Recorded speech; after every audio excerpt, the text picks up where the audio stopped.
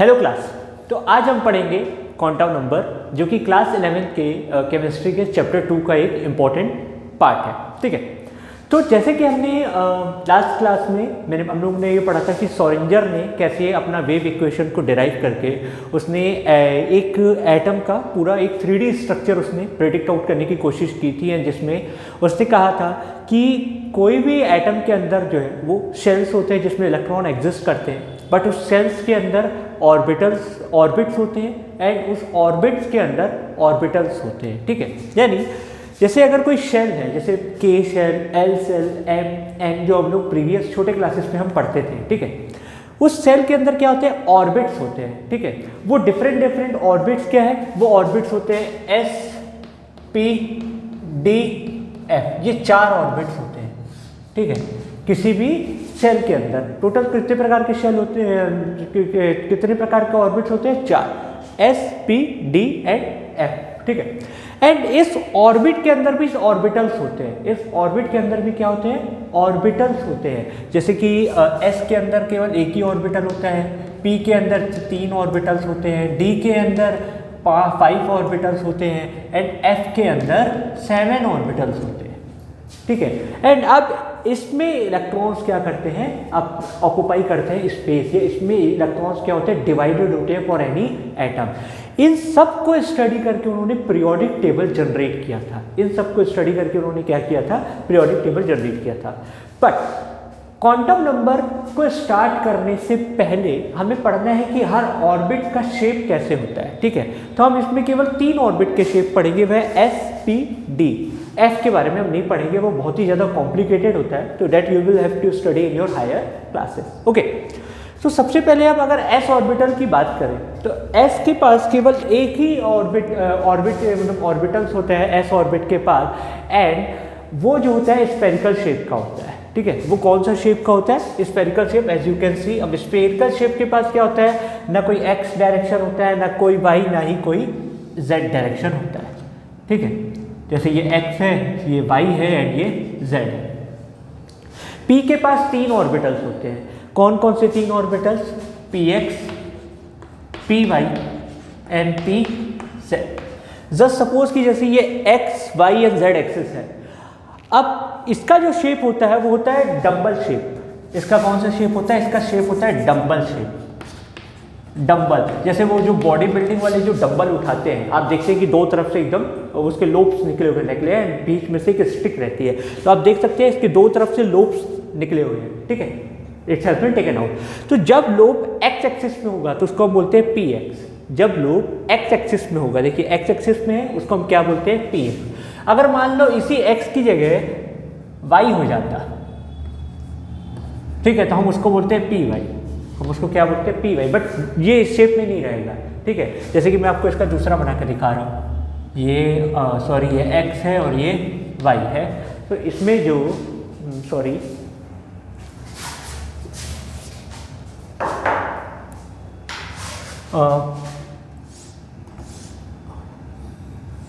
अगर इसी को जनरेट करूं एक्स, वाई, जेड, तो वाई जो रहेगा वो ऐसे रहेगा, यानी एक स्ट्रेट है, एक इंक्लाइन है, और जो जेड रहेगा इसको हम क्या बोलेंगे? इसको पी वाई बोलेंगे।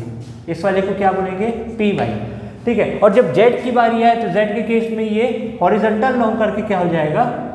वर्टिकल। ये ऐसे, इसको हम क्या बोलेंगे? P Z. ये इस हिसाब से जनरेटेड होते हैं। ठीक है, तो पी के पास कितने ऑर्बिटल्स? 3 ऑर्बिटल्स। अब बारी आती है डी की, तो डी के पास टोटल कितने ऑर्बिटल्स हैं? 5 ऑर्बिटल्स हैं, और इसका जो शेप होता है डबल डंबल। आप देख सकते हैं यहाँ पे एक डंबल ये और एक डंबल ये। तो इसके पास टोटल 5 ऑर्बिटल्स होते हैं, d x y, d y z, d z x. ठीक है, फिर एक होता है d z x square y square, and एक होता है डी जेड स्क्वायर। ठीक, जैसे डी एक्स वाई की बात करूं, अगर मैं, ये एक्स एक्सिस है, ये वाई है और ये जेड है, तो जब एक्स एंड वाई एक्सिस में हो तो उसको मैं क्या बोलूँगा? D x y. ठीक, अब अगर मान लो इसको चेंज कर दो, ये और ये, अब मान लो ये तो वाई है, ये x है और ये z है। अब किस में हो गया, y और z में, तो इसको क्या बोलूँगा, dy z। अब उसी प्रकार से जब z और x में होगा तो उसको मैं क्या बोलूँगा, dz x। तो ये होते हैं तीन इस टाइप के।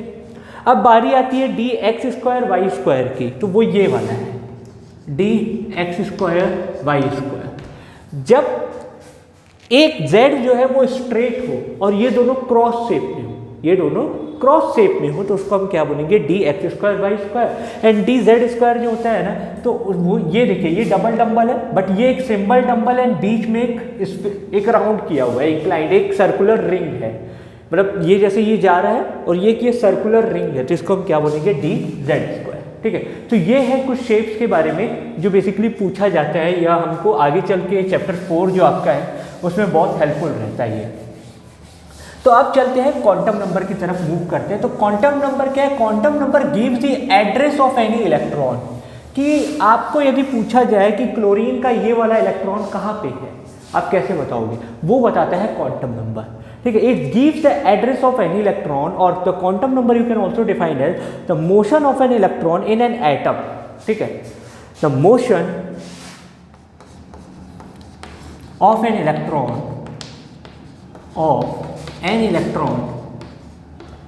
in an atom is determined by quantum number। ठीक है, या कोई इसका एड्रेस दे, कंप्लीट एड्रेस दे किसी इलेक्ट्रॉन का, तो हम उसको क्या बोलते हैं, क्वांटम नंबर। तो क्वांटम नंबर बेसिकली जो होते हैं वो 4 टाइप्स के होते हैं। पहला है आपका principal quantum number, principal quantum number ये बताता है कि आपका जो इलेक्ट्रॉन है वो कौन से सेल में है, कौन से सेल में है, ये सेल को डिफाइन करता है। ठीक है, इसको हम डिनोट करते हैं स्मॉल n से, ये इंपॉर्टेंट है। एंड डिटरमाइन द सेल, कि कौन से सेल में इलेक्ट्रॉन लाई कर रहा है। जैसे हमने पढ़ा ना, सेल के अंदर क्या है, ऑर्बिट, ऑर्बिट के अंदर क्या है, ऑर्बिटल सेल। तो जो ये आपका सेल है, ये आपका प्रिंसिपल क्वांटम नंबर होता है। ये क्या होता है, principal quantum number. Determine the shell, कि कौन से सेल में इलेक्ट्रॉन लाई कर रहा है। जैसे बोहर्स ने क्या किया था, बोहर्स ने रेडियस निकाला था हाइड्रोजन एटम का A0 के थ्रू 0.529 नैनोमीटर। ठीक है, या सॉरी 52.9 पिकोमीटर, 0.529 आर्मस्ट्रॉन्ग, उसने वैसे निकाला था। ठीक है, तो जब हम इसको स्टडी करते हैं तो 0.529 जो हो गया वो हमारा क्या हो गया, वो पहला सेल हो गया। फिर जब हम उसी के थ्रू वैल्यू स्टडी करते जाते हैं तो हमें क्या होता है, सेकंड सेल मिलेगा, थर्ड सेल मिलेगा, यानी K, L, M, N वैसे स्टडी किया जाता है। तो हम इसमें जो सेल की वैल्यू है वो ऐसे डिनोट कर देते हैं, first shell, second shell, third shell, fourth shell, fifth shell and so on. ठीक, सेकेंड जो आता है वो आता है azimuthal quantum number, azimuthal quantum number. मैं QN को क्वांटम नंबर शॉर्ट फॉर्म में डिनोट कर दे रहा हूँ। ये एक आता है angular quantum number, angular quantum number. It is denoted by small l। इसको किससे डिनोट किया जाता है, स्मॉल l से। ठीक, एंड ये डिटरमाइन करवाता है कि कौन से ऑर्बिट में इलेक्ट्रॉन है, कौन से ऑर्बिट में इलेक्ट्रॉन है। ठीक है, फर्स्ट ऑफ ऑल l की जो वैल्यू है वो less than equal to n के बराबर होती है। ठीक है, less than equal to n के बराबर होगी, यानी n से छोटी भी होगी और n से बराबर भी होगी। ठीक, जैसे कि यदि n की वैल्यू 1 है तो l की वैल्यू भी कितनी आएगी, 1, लेस देन इक्वल टू 1 है, तो यह तो 1 से छोटी तो होगी नहीं, 1 के बराबर चली जाएगी। ठीक है, नो आई एम सॉरी, हाँ l की जो वैल्यू रहेगी वो n से छोटी रहेगी। Once again I am sorry, l की जो वैल्यू रहती है वो n से छोटी होगी, लेकिन नेगेटिव नहीं होगी, तो यहाँ पे क्या हो जाएगा, 0। ठीक, अब यदि n की वैल्यू 2 कर दूँ मैं, तो l की वैल्यू 0 भी होगी और l की वैल्यू 1 भी होगी। ठीक, जब 2 रखता हूँ तो 2 से छोटी केवल 2 ही वैल्यू है, या तो 0 या तो 1। अगर n की वैल्यू 3 है तो l की वैल्यू कितनी हो जाएगी, 0, l की वैल्यू 1, l की वैल्यू 2। ठीक है, अब ये ऑर्बिट्स क्या डिनोट करते हैं तो उसके बारे में पहले जान लेते हैं।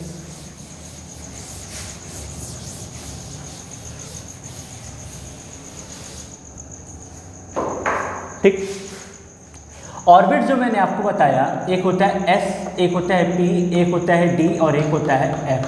तो L की जो वैल्यू है इन ऑर्बिट्स के लिए डिसाइडेड है। कि जब s आएगा, s ऑर्बिट की बात होती है तो l की वैल्यू 0 रहेगी, ठीक है। जब p ऑर्बिट की बात होगी तो l की वैल्यू 1 होगी, ठीक। जब d की बात आएगी तो l की वैल्यू 2 होगी, एंड जब f की बात आएगी तो l की वैल्यू 3 होगी, ठीक। तो जैसे यहाँ n लिखा है और यहाँ l लिखा है, ठीक है। l की वैल्यू 1 तो n की वैल्यू 0, बिकॉज n कितने के बराबर है, लेस देन n के बराबर है, ठीक है, लेस देन n के बराबर है। जब n की वैल्यू 2 है तो l की वैल्यू कितनी आ गई, 0 एंड 1, तो उससे कम नहीं जाएगी। जब l की वैल्यू 3 है, n की वैल्यू 3 है तो ये कितना आ रहा है, 0 1 2। अब l अगर 0 है तो इसका मतलब कौन सा ऑर्बिट, s, यहाँ पे मैंने लिखा हुआ है s के लिए 0। जब n की वैल्यू 0, यानी इसको हम पढ़ते हैं 1s, इसको हम क्या पढ़ते हैं 1s, ठीक। जब n की वैल्यू 2 है तो l की वैल्यू 0 हो तो ये s, और जब l की वैल्यू 1 हो तो ये क्या हो जाता है 2p, यानी 2s एंड 2p, ठीक। 3 की वैल्यू, जब n की वैल्यू 3 हो और l की वैल्यू 0 हो, यानी ये s, l की वैल्यू 1 तो p, l की वैल्यू 2 तो क्या हो जाता है d, ठीक। तो 3s 3p 3d। अब वैसे ही अगर n की वैल्यू 4 हो तो l की वैल्यू क्या क्या हो जाएगी, 0 1 2 3, ठीक है ना, because l is less than equal to n, तो यानी 0 1 2 3 इतना जाएगा, यानी s p d, और 3 के लिए क्या है, f है l के, तो 4s 4p 4d 4f। तो ये आपका बताता है, क्या बताता है, एजीमुथल क्वांटम नंबर, कि अगर आपसे जैसे आता है कि n की वैल्यू 2 है और l की वैल्यू 1 है तो इलेक्ट्रॉन कहाँ पे है, इलेक्ट्रॉन 2p में है, इलेक्ट्रॉन कहाँ पे है, 2p ऑर्बिटल में एग्जिस्ट करता है, ठीक है। साथ ही साथ एक चीज इस पे आता है, वो होता है एंगुलर, बोलते हैं हम उसको ऑर्बिटल एंगुलर मोमेंटम। यहाँ पे हम कहाँ आ रहे हैं, ऑर्बिटल एंगुलर मोमेंटम। जैसे अगर किसी भी इलेक्ट्रॉन का आपको एंगुलर मोमेंटम निकालना हो तो उसके लिए एक फॉर्मूला है ऑर्बिटल एंगुलर मोमेंटम के लिए,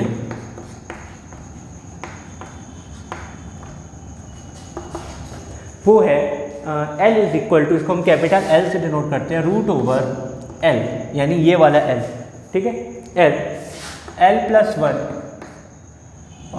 h अपॉन 4 पाई। ये ऑर्बिटल एंगुलर मोमेंटम निकालने का एक फॉर्मूला है। बेसिकली एग्जाम में न्यूमेरिकल्स आते हैं, ये 4 पाई नहीं, ये 2 पाई है, सॉरी, ठीक है। Now our third quantum number is magnetic quantum number.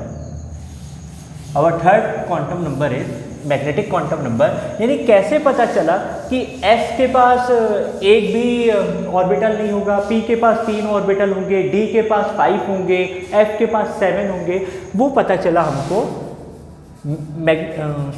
और fourth quantum number is magnetic quantum number, उससे पता चला थर्ड क्वांटम नंबर से, magnetic quantum number, magnetic quantum number. इसको हम डिनोट करते हैं कैपिटल M, स्मॉल m से, सॉरी स्मॉल m से, ठीक है। m की जो वैल्यू है वो -L टू +L के बीच में रहेगी, यानी -L से स्टार्ट होगी और +L तक जाएगी, ठीक है। जैसे हमने पढ़ा था फॉर s, ठीक है, s के लिए L की वैल्यू क्या है, 0, ठीक है। तो यानी m की वैल्यू भी क्या हो जाएगी, 0, क्योंकि ना 0 नेगेटिव होता है ना ही 0 पॉजिटिव होता है, इसलिए इसके पास कितने ऑर्बिटल्स होते हैं, 1 ऑर्बिटल्स होते हैं। इसके पास कितने ऑर्बिटल्स, 1। जब बारी आती है p के, तो p के लिए l की वैल्यू क्या है, 1, सो m की वैल्यू क्या हो जाएगी, -1 0 +1, क्योंकि -L टू +L जाना है, तो यानी -1 0 एंड +1, इसीलिए इसके पास टोटल कितने ऑर्बिटल्स हो जाते हैं, p के पास 3, जो हमने पढ़े px py एंड pz। तो इसको हम डिनोट करते हैं सिंगल ब्लॉक से, कि इसके पास सिर्फ एक ही ऑर्बिट है, इसके पास क्या है, सिर्फ एक ही ऑर्बिट है और एक ही ऑर्बिटल है। s ऑर्बिट के पास कितने ऑर्बिटल, एक ही ऑर्बिटल, ठीक है, इसीलिए ऐसे। इसको हम डिनोट करते हैं 3 बॉक्सेस से, ठीक। यानी ये px, ये py एंड ये pz, यानी इसकी जो वैल्यू है वो -1, इसकी वैल्यू 0, इसकी वैल्यू +1 और इसकी वैल्यू 0। यानी मैग्नेटिक क्वांटम नंबर की जो वैल्यू s के लिए रहेगी वो हमेशा 0 रहेगी। जब p की बारी आती हुई तो -1, 0 एंड +1। अब बात करूँ अगर d की, तो d के लिए l की वैल्यू क्या आती है 2, तो ये कहाँ से कहाँ तक जाएगा -2, -1, 0, +1, +2। अब यहाँ 5 वैल्यूज है, इसीलिए d के पास कितने ऑर्बिटल्स होते हैं 5। कौन कौन से, dxy, यानी इसके पास एक बॉक्स के अंदर कितने ऑर्बिटल्स 5, यानी dxy, dyz, dzx, dx² y² and dz², यानी -2, -1, 0, +1, +2।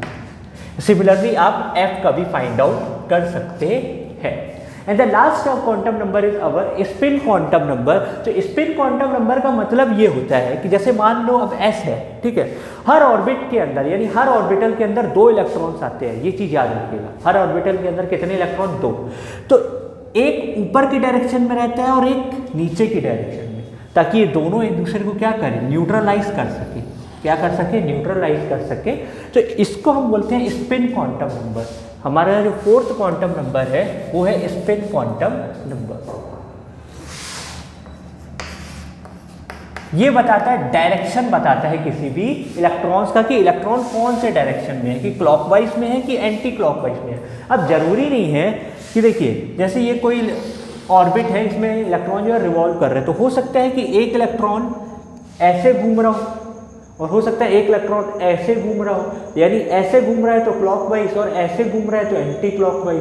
तो ये उसका डायरेक्शन बताता है। तो जब कभी भी अगर इलेक्ट्रॉन इस डायरेक्शन में यानी अपवर्ड डायरेक्शन में है तो हम उसको बोलते हैं क्लॉकवाइज डायरेक्शन। कौन सा डायरेक्शन, क्लॉकवाइज डायरेक्शन। एंड इस इलेक्ट्रॉन को हम बोलते हैं अल्फा इलेक्ट्रॉन। अल्फा इलेक्ट्रॉन हम क्या बोलते हैं, अल्फा इलेक्ट्रॉन। और इस केस के लिए s की वैल्यू हमेशा +½ रहेगी, ये चीज़ याद रखिएगा। क्या रहेगी, हमेशा +½ रहेगी। अगर s की वैल्यू +1/2 है तो इसका मतलब इलेक्ट्रॉन अपवर्ड डायरेक्शन यानी क्लॉकवाइज डायरेक्शन में, और उसको हम क्या बोलते हैं, अल्फा इलेक्ट्रॉन। और यदि इलेक्ट्रॉन डाउनवर्ड डायरेक्शन में है, इलेक्ट्रॉन यदि डाउनवर्ड डायरेक्शन में है तो उसको हम बोलते हैं एंटी क्लॉकवाइज, यानी सिंबल उसका ये है डिनोट शो करने का, एंटी क्लॉकवाइज। एंड ऐसे इलेक्ट्रॉन को हम बोलते हैं बीटा इलेक्ट्रॉन। क्या बोलते हैं, बीटा इलेक्ट्रॉन। एंड s की वैल्यू जो रहती है वो रहती है -½ फॉर सच। तो ये था किसी भी इलेक्ट्रॉन को डिफाइन करने का, यानी उसके बारे में जानकारी देने के लिए तरीका। तो पहला था principal quantum number with denote the shell. Second है आपका एजिमुथल क्वांटम नंबर, वो बताता है कि कौन से ऑर्बिट में है, यानी s में है कि p में है कि d में है कि f में है, ठीक है। यानी फर्स्ट सेल जो रहेगा उसके पास सिर्फ s ऑर्बिट, सेकेंड सेल जो रहेगा उसके पास 2 orbit 2s and 2p, third shell जो रहेगा उसके पास 3 ऑर्बिट यानी 3s 3p and 3d, and 4 के पास 4 ऑर्बिट यानी 4s 4p 4d and 4f। And orbitals फिर आपको मैंने बता दिया है, एंड उसके अंदर इलेक्ट्रॉन कौन से डायरेक्शन में स्पिन कर रहे हैं वो उसी के हिसाब से है। एंड इन दोनों का सम जो रहता है वो हमेशा 0 रहेगा। क्या रहेगा, 0। तो क्लास ये था क्वांटम नंबर का कुछ बेसिक। नेक्स्ट क्लास में जो नेक्स्ट वीडियो आपका रहेगा उसमें हम लोग स्टडी करेंगे कि कैसे इसके बारे में रूल्स बने, कैसे इलेक्ट्रॉन को इन बॉक्सेस में फिल किए जाते हैं, जो मैंने आपको बॉक्सेस बनाए थे, क्या रूल्स अप्लाई होते हैं, कैसे हम किसी क्वांटम नंबर को फाइंड आउट कर सकते हैं, एंड कैसे इलेक्ट्रॉनिक कन्फिग्रेशन फुलफिल की जाती है। तो आज आप इतना बेसिक पढ़िएगा, and it is very important for your upcoming classes also. Thank you.